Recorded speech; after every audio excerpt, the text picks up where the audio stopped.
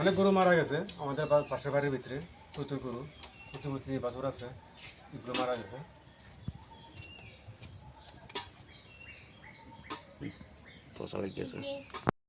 আমরা গরুর বাচ্চা আমার গরুটা মনে করেন বাচ্চা দিছে, মনে করেন 1-1.5 মাস হয়েছে। বাচ্চাটা কি সুন্দর বাচ্চাটা হয়েছে, মনে করেন বাচ্চাটা 1-1.5 মাসের সময় বাচ্চাটা মারা গেছে।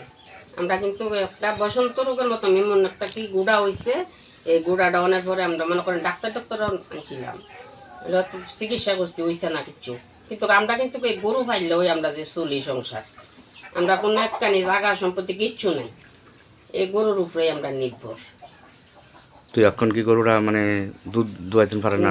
দোয়াইতাম পারি, এমন দোয়াইতে পারি না, হাটে লাতি দিয়ে মনে করেন। কয় লিটার পাইছিলাম তো বাচ্চাটা থাকতে, মনে করেন সকালে 3-3.5 লিটার, বিকালে আবার 2 লিটার এমন দুধ পাইতাম, কিন্তু কখন তো পাই না। তুই আপনারা এখন কি চাইতেছেন? কি চাইতেছেন আপনারা? আমরা টাইটেল না না, আপনারা কি চাইতেছেন? কি চাইতাছি ওখানে মনে করেন এটা আমরা যেমন এখানে যেমন আমরা যেমন একটা আপদ বিপদ হইলে যেমন আমরা যে চিকিৎসা করতে পারি, এমনই শিবির যাতে চাইতাছি।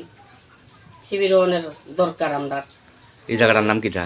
এই জায়গাটার নাম দক্ষিণ চৈলাম। আপনার এদিকে হসপিটাল আসেনি? গরু হসপিটাল আছে আছে আছে। আপনার নাম কি? আমার নাম জ্যোতি দেবনাথ।